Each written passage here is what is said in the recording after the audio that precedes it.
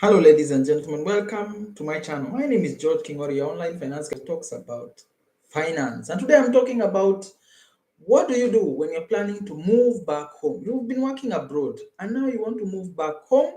Either you're tired of working abroad or you're missing home or your family is back home. But the idea is you're going back home. So, how do you prepare financially? I've met several people from working abroad who desire to go home, either in retirement, either after a period of time, or they want to simply be close to their aging parents. So they're planning to go back home. How do you prepare financially for this? The first thing that you need to understand is you need to have an income plan.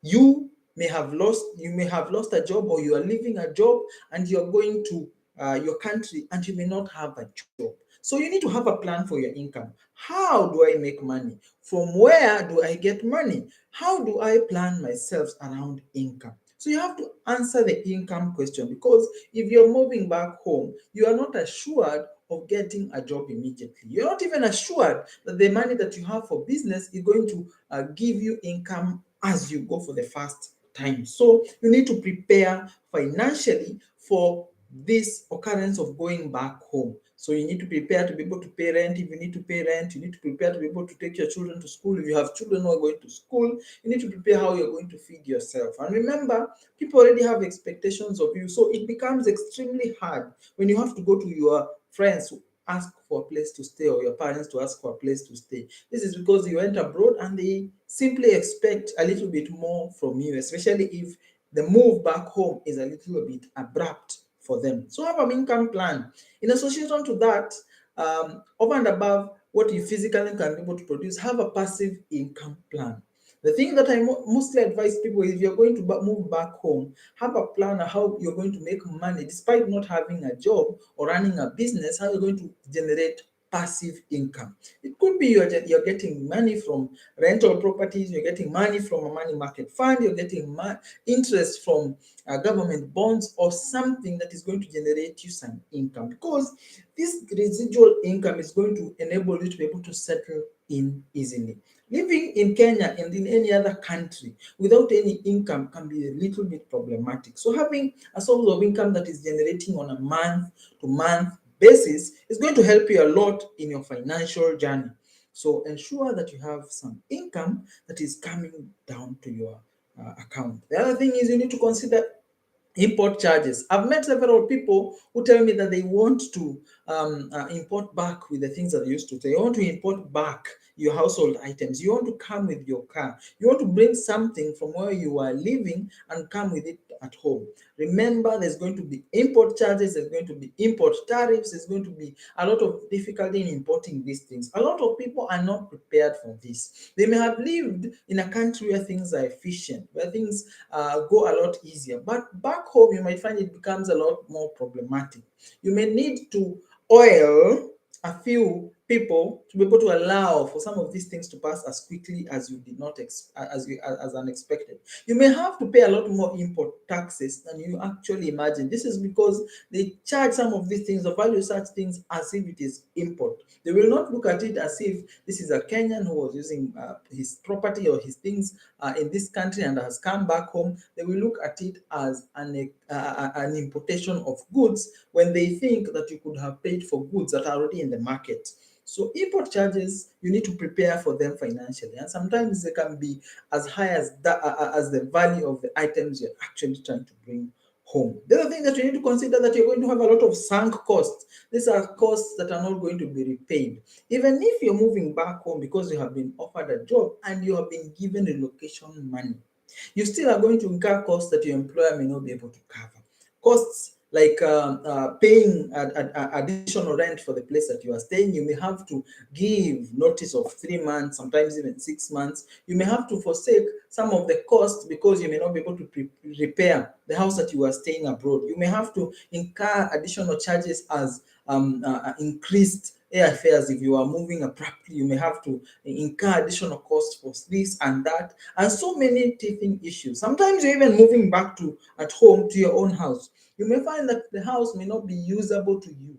Maybe you was using it as you come for holiday, but you may need to use it on a day-to-day basis, and you may need to change a few things. A few sunken costs will actually incur. And you need to plan for these costs because they are going to be there. Any move comes with additional cost. You had better be prepared financially for this sunk cost. Look around you and think about the sunk cost, the things that you have to pay to be able to successfully move back at home, the things that you need to take care of to make your move back home a little bit comfortable, that you would otherwise in a normal day-to-day living may not have incurred. So your sunk cost, identify your sunk cost, plan for this sunk cost. The other thing is differences in expenses.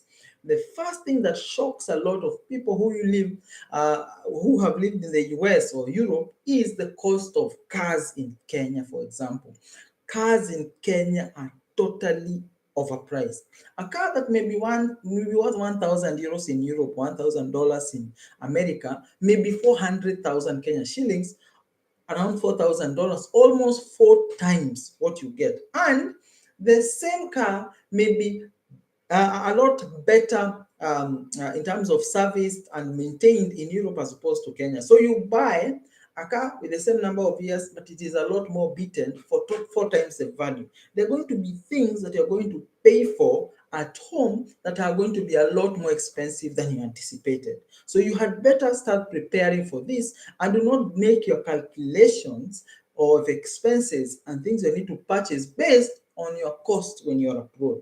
The same applies to the cost of buying things back home. In some instances, may be cheaper. Things like acquiring a house. If you're going to buy a house is definitely going to be cheaper in Nairobi as say New York. A house is going to be cheaper in Nairobi, say as opposed say Berlin. A house is going to be cheaper back at home if you live in an African country or a country with a lower GDP per capita as opposed to a country with a higher GDP per capita.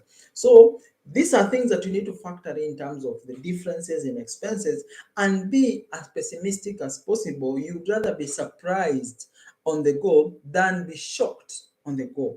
The other thing that you need to understand is there are going to be some financial cultural shocks. You may have been used to a certain item abroad and may have seen it as a normal thing. But when you come back home, there's some things that will be perceived as luxury goods. For example, if you were to come back home and get a washing machine and a dishwasher, it may have been normal where you are living, but when you come back home, it may be seen as a luxury item. You may feel like you may not survive without a dishwasher. But back home, people who have dishwashers are considered to be living a life of luxury. So there are going to be some financial, cultural shocks that you're going to incur.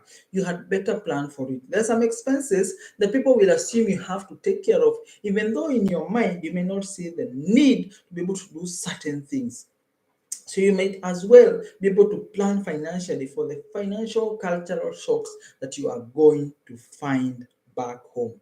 Especially if you left, you were never traveling back home, so you were never abreast to how expenses are going, to how lifestyles are going, to how incomes are going. I have met several people who have lived abroad, in Europe specifically, people who believe that Kenya is still in the same Kenya they left back at home. Probably you live somewhere in the village, you never stayed too much in Nairobi. So you assume that everybody is living the way the people in your village were living 10 years ago when you left.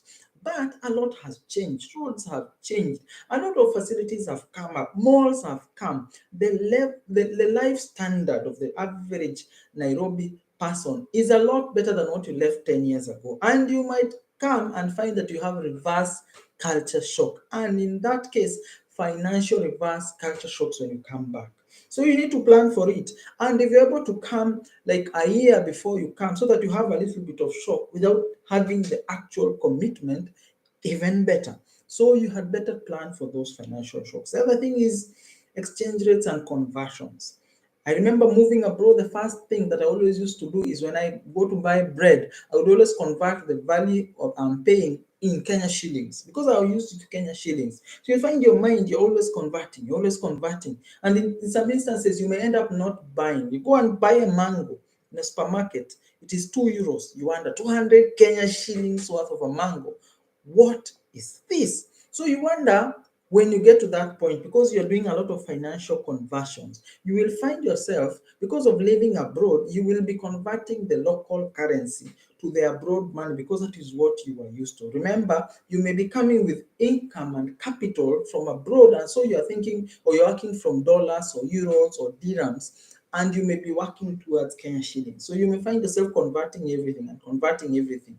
And this happens. So you had better be prepared to start working with the new currency in the new country, and especially if you're going to stay here for a lot longer than you anticipated, especially if you're going to come into retirement and stay for a lot longer. The other thing that shocks a lot of people is entertainment.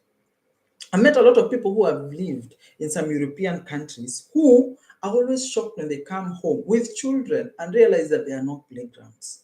There are no playgrounds. If you want a playground, you go to a mall. You have to have access to certain sports facilities just by joining certain clubs in Kenya.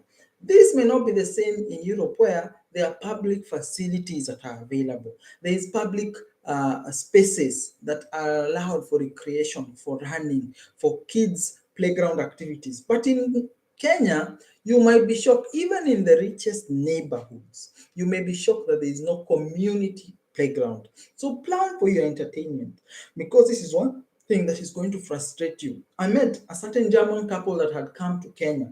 This German couple was enjoying the weather, but their child was in stress. Why were they in stress? This is because the child could not find a playground and other kids to play with. They came, they moved to a nice area, but they were always boxed in inside a community compound, and they could not move because it was only their house in that compound, and they could not go and play with others because they were used to playing with others, entertaining themselves, going to play football, having all these spaces to do all these activities. So when you come from abroad, you need to plan for the activities and entertainment. You might find people in Nairobi consider going to pubs to enjoy. They drink a lot more as entertainment, while abroad, entertainment is seen as sports and activities for children and play things and things like that. But in Kenya, those things are not available. So you need to plan effectively for this entertainment, because it might end up costing you money that you may not pay for if you're coming from a country that has already provided it as a public good. I hope that you are planning well as you move. Ensure that you have planned well financially, you have been abreast with all the expenses that you are going to incur, you have planned for your income, and you are not going to be shocked and not going to regret this decision. A lot of people make this decision when they have missed home, and make it in haste and make it with emotion, and they have not planned out how they're going to pursue their ends, and especially with how they're going to go about their financials, and end up getting frustrated while at home and moving back abroad, the same place that they were trying to get away from. So I hope that you are planning, you're better in your finances, and you're tuned into the channel. Remember to subscribe to the channel, to leave a comment in the comment section, and to like this video. Thank you, and enjoy your day.